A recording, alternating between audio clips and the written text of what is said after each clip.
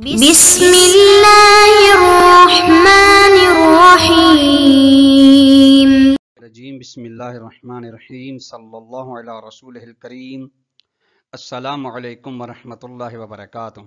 طلاب کرام عزیز، کیسے ہیں؟ امید کرتے ہیں آپ خیر و عافیت سے ہوں گے۔ بدایت المعارف جزء ثالث کا سبق نمبر 65 شروع کر رہے ہیں، جس میں عنوان قرار دیا گیا کتاب کی عبارت فرب امثال ہؤلاء الذین صوروہ علی عقیدتہم الفاسدہ سے لے کر وَأَمَّا الْجَوَابُ التَّفْصِيلِي فَمُتَعَدِّدٌ تک۔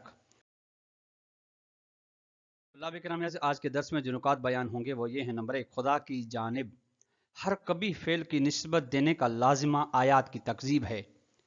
جو افعال حسن خدا کے لیے آیات ثابت کر رہی ہیں، ان آیات کا انکار لازم آ جائے گا۔ نمبر 2، کائنات میں شرور کیوں ہیں؟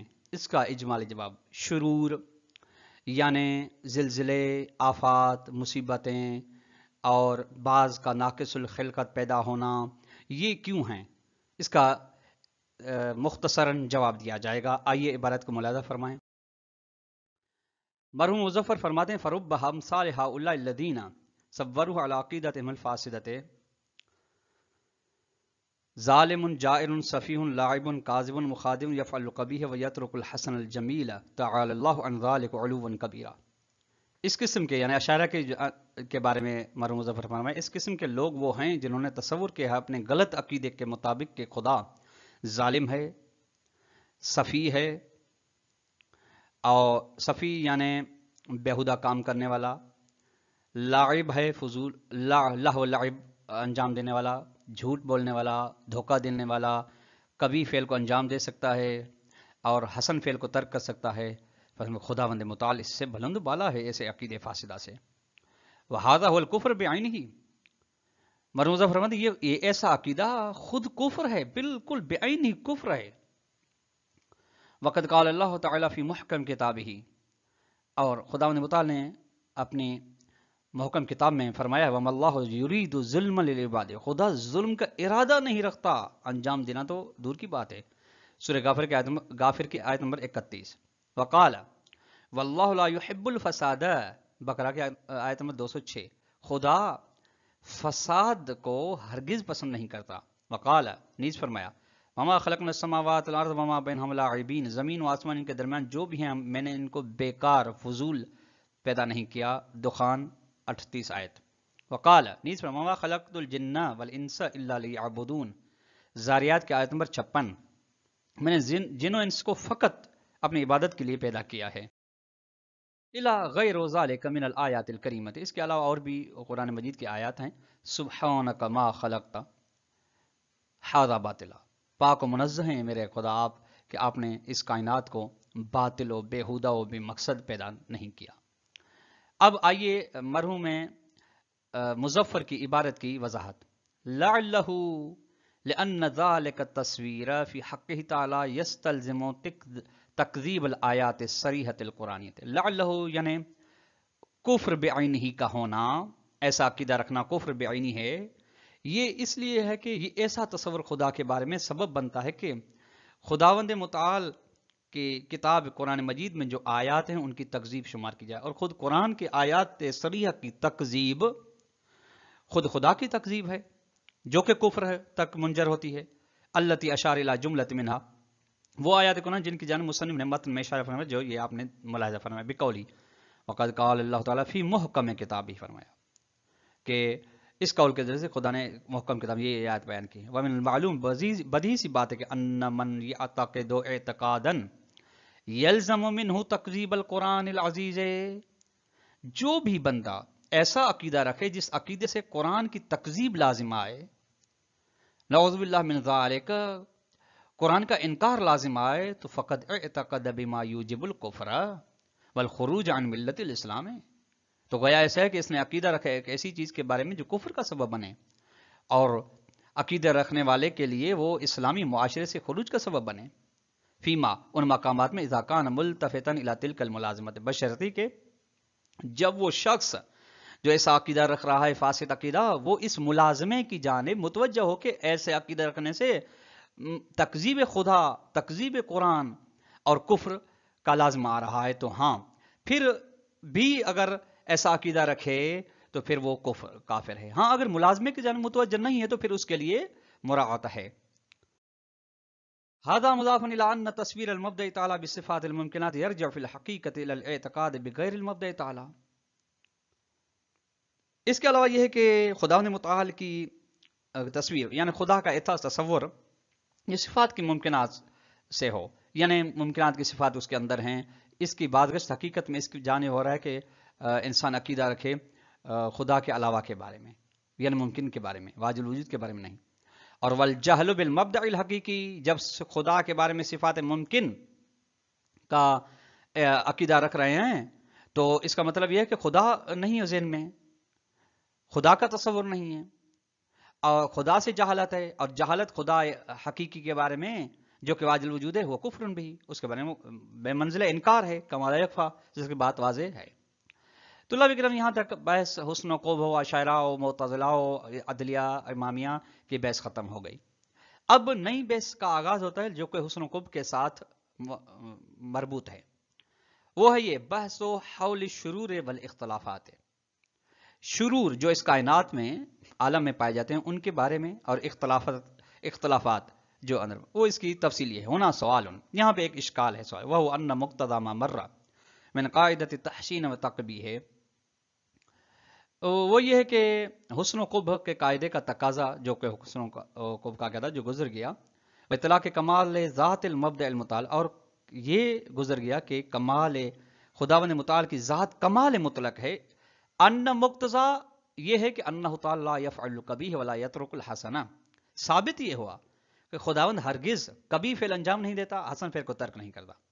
فاذا کان الامر کذالک، بس جب اس طرح ہے کہ خدا کبھی فعل انجام نہیں دیتا، اچھے کو ترک نہیں کرتا، تو سوال یہیں سے شروع ہوتا ہے فشرورو بشرور، یعنی برائی جنہیں ہم اچھا نہیں کہتے کبھی. اب کالزلازل، زلزلوں کا آنا کہ سینکڑوں افراد، لاکھوں افراد، ہزاروں افراد چلے جاتے ہیں. وسائل و طوفان، سیل و طوفان کا آنا، والبلایا والعلام، مصیبت آسمانی زمینی مصیبتوں، پریشانیوں گرفتاریوں کا آنا، غموں کا آنا، والموت موت وغیرہ نحوے کا آنا، یہ شروع کی. یہ کیا ہیں پھر؟ یہ بھی تو خدا لا رہا ہے نا. اور والاختلافات، اور اختلافات جو ہیں کہ جیسے کالسواد والبیاض، بعض رنگ کے گورے ہیں، بعض کالے ہیں. والبلادت والذکاوت، بعض جو ہیں وہ کند ذہن ہیں، وہ بعض تیز ذہن ہیں. وذکوریت والانوثیت، بعض مذکر ہیں، بعض وغیر ذالک، اس کے علاوہ اور ان کے علاوہ غیر ذالک، ان کے علاوہ. سوال یہ کہ لماذا وقعت، یہ اختلافات کیوں واقع ہو رہے ہیں؟ الیس ھذہ الامور قبیحۃ، کیا یہ چیزیں کبھی نہیں ہیں؟ جبکہ ہم ثابت کر کے آئیں کہ خدا کی جانب سے کوئی کبھی فعل انجام نہیں پاتا. اجیب عن السؤال المذکور بجوابین، شارح محترم فرماتے ہیں کہ اس گزشتہ مذکور سوال کے جواب میں دو جواب آئے ہیں. احدہما اجمالی و ثانی تفصیلی. سب سے پہلا جو جواب ہے اجمالی ہے، یعنی مختصر جواب ہے، اور دوسرا اس کا جواب تفصیلی ہے. آج کے درس میں اجمالی جواب پیش کیا جائے گا. اما الاول اجمالی جواب فہو فی الحقیقت جواب لمی. طلاب کلام عزیز، جواب یعنی برہان لمی کے باب سے ہے، جیسا کہ آپ جانتے ہیں، جس طرح ہم نے برہان لمی کی وضاحت بھی کی ہے، وہی اس برہان لمی کی جانب اشارہ ہے. طلاب کرام، برہان لمی اس کو کہتے ہیں جس میں جس قیاس میں حد اوسط نتیجہ کو جاننے کے لیے علت بننے کے ساتھ حقیقت میں بھی نتیجے کے لیے علت ہو، اسی دلیل کو یا برہان کو دلیل لمی کہا جاتا ہے. مثلا جیسے گھر میں آگ جل رہی ہے، جہاں آگ جلتی ہے وہاں دھواں ہے، بس گھر سے دھواں اٹھ رہا ہے. اس مثال میں آگ حد وسط سے جس سے ہمیں دھواں کے اٹھنے کا علم ہوا، اسی طرح حقیقت میں بھی آگ دھواں کے لیے علت ہے، لہذا یہ قیاس دلیل لمی ہے. و تقریب ہو، اس کی تبیین بھی یہ ہے کہ انہ لا مجال لرفع الید عما ينتهي الیہ بالبراہین القطعیۃ من انہ تعالی لا یفعل القبیح ولا یترک الحسن بمثل هذه الامور. اس جواب کی تبیین یہ ہے کہ کوئی گنجائش نہیں رہتی کہ ہم ہاتھ اٹھا لیں ان ادلہ سے یا ان چیزوں سے جن چیزوں کا اختتام ہوتا ہے براہین قطعیہ کے ذریعے سے. وہ اما کا بیان یہ من کر رہی ہے. وہ چیز وہ یہ کہ خداوند متعال کبھی فعل کو انجام نہیں دیتا اور حسن کام کو ترک نہیں کرتا اس قسم کے جیسے امور. بلے لازم ہو بے حکم علاقے، بلکہ ضروری جو لازم بنتا ہے حکم کے مطابق وہ حمل هذه الامور على ما لا ينافي البراہین القطعیت، کہ ان چیزوں کو جو مثالیں دی گئی ان کو حمل کیا جائے ایسی چیزوں پر جو برہان قطعی حسن و قب کے ساتھ منافات نہ رکھتی ہو. یعنی زلزلہ ہو، آسمانی مصیبات ہوں، گرفتاریاں ہوں، پریشانیاں ہوں، ناقص الخلقت ہو وغیرہ کو ایسی چیزوں میں حمل کیا جائے کہ جو براہین قطعی ہیں حسن و قب عقلی پر، اس کے ساتھ منافات رکھے. اذ چونکہ موارد النقض لا تفید القطع بالخلاف، چونکہ نقض کے موارد اشکال جو ہیں اس قاعدے کو توڑنے کے لیے یہ ہرگز یقین کا فائدہ نہیں دیتے کہ اس کے برخلاف برعکس قضیہ بس یقینی ہے. بل غایتها، بلکہ موارد نقض کی سب سے انتہا یہ کہ وہ عدم العلم بے وجہ، کہ ان امور کے علت کے بارے میں علم نہیں ہوتا. بس جب نہیں ہوتا تو فیمکن رفع ابہامها بما ثبت من انه لا يفعل القبیح، تو ممکن ہے پھر ان ابہامات کو، ان امور کے ابہامات کو دور کیا جائے اس چیز کے ذریعے جو ثابت ہے، وہ یہ کہ خداوند متعال ہرگز کبھی فعل کو انجام نہیں دیتا. کیوں انجام نہیں دیتا؟ لکونہ حکیما علی الاطلاق، چونکہ خداوند متعال بطور مطلق حکیم ہے. جب مطلق حکیم ہے تو فنحکم بلاحظۃ ذالک، حکیم اطلاقی کو دیکھتے ہوئے ہم حکم لگاتے ہیں کہ ان هذه الامور لا تخلو عن الحکمت والمصلحت، تمام چیزیں، یہ مصیبات و اختلافات، مصائب و پریشانیاں و زلزلے، یہ حکمت و مصلحت الہی سے خالی نہیں. وَإِلَّا، اگر ان میں کسی بھی قسم کی مصلحت و فائدہ اور حکمت الہی نہ ہوتی تو لم تظلم الحکیم المتعال، خداوند حکیم سے کبھی بھی یہ صادر نہ ہوتی.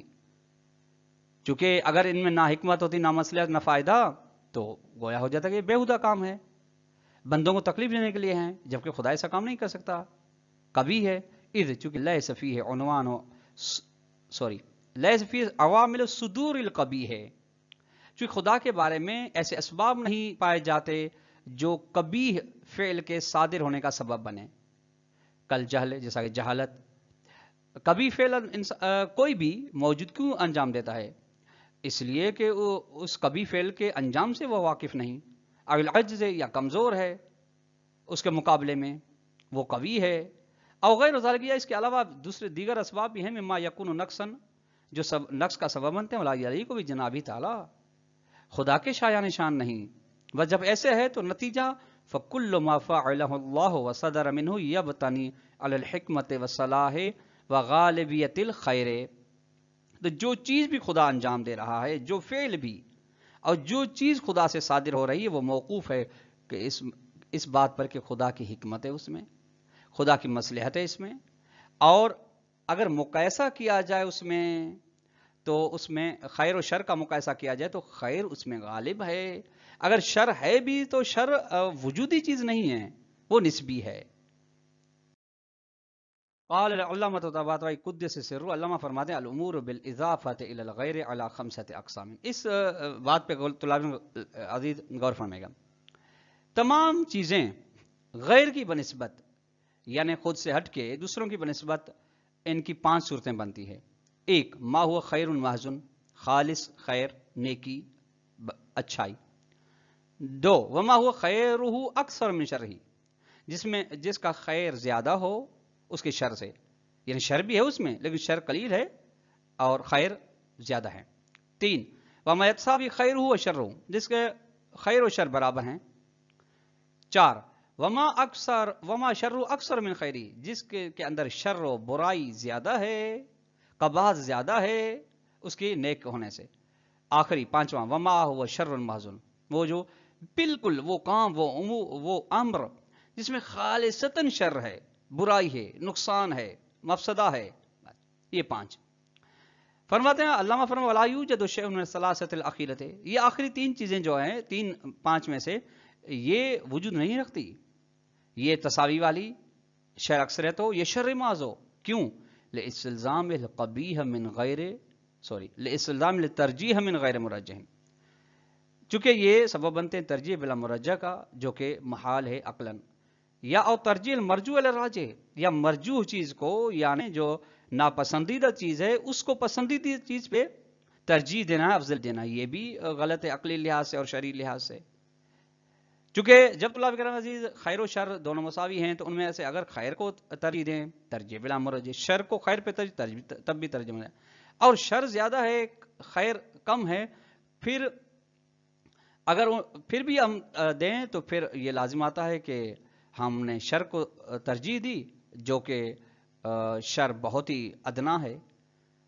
اور جو شر محض ہے، شر محض کا تو کبھی بھی کوئی عقل مند انتخاب نہیں کرتا.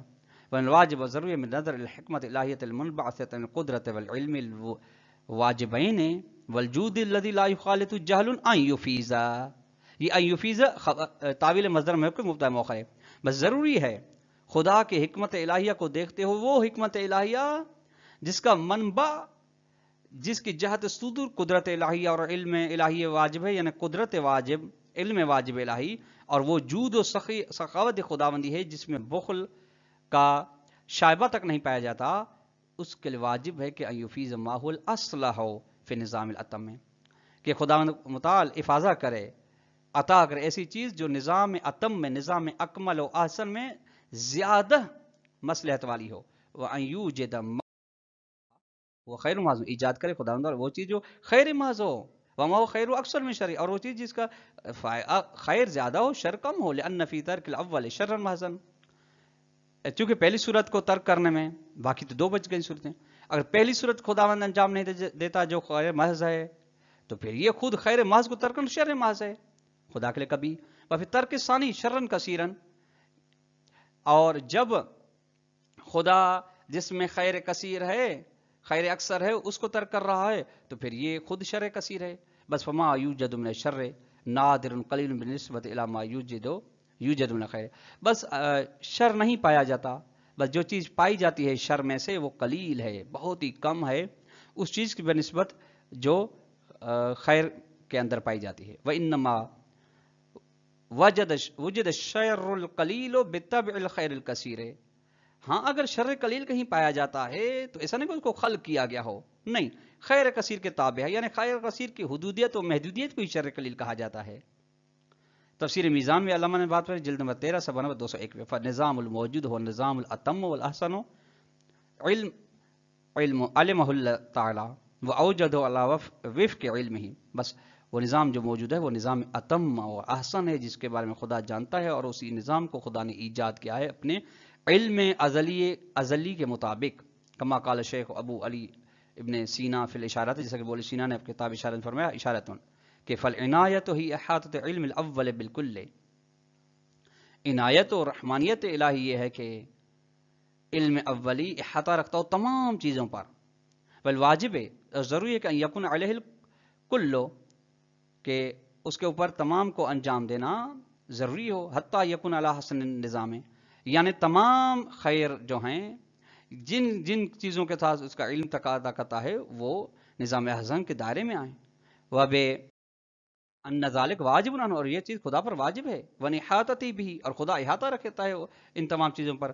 جب یہ ہے تو نتیجہ یہ کہ فیکون الموجود وفق المعلوم الاحسن نظام من غیر انبعاث قصد و طلب من الاول الحق، تو موجود اس معلوم الہی کے مطابق ہوگا جو معلوم ہے احسن نظام کے مطابق، بغیر اس کے کہ اس میں کوئی قصد و ارادہ ہو حق اول کی جانب سے یا طلب ہو حق اول کی جانب سے. بس فعلم الاول بکیفیت الثواب فی ترتیب وجود الکل منبع لفیضان الخیر فی الکل، بس آغازین علم اس بارے میں کہ حقیقت کی کیفیت موجود ہے تمام موجودات کی ترتیب میں، یہ سبب بنتا ہے، یہ سرچشمہ بنتا ہے کہ تمام نظام احسن میں، تمام جن نظام احسن کی جزئیات میں فیضان کثیر ہو، یعنی زیادہ خیر ہو. اشارات و تنبیہات جلد نمبر 3 صفحہ نمبر 318 پہ اب موجود ہے۔ تو طلاب اکرام، آج کا درس اختتام کو پہنچا۔ سوال نمبر اگر ہم دینا چاہیں تو سوال نمبر 1 یہ بنے گا کہ مصنف نے اشاعرہ کے کون سے فاسد عقیدے کو بیان کیا ہے اور اس پہ کون سا اشکال کیا ہے، اس کو اختصار کے ساتھ بیان کریں۔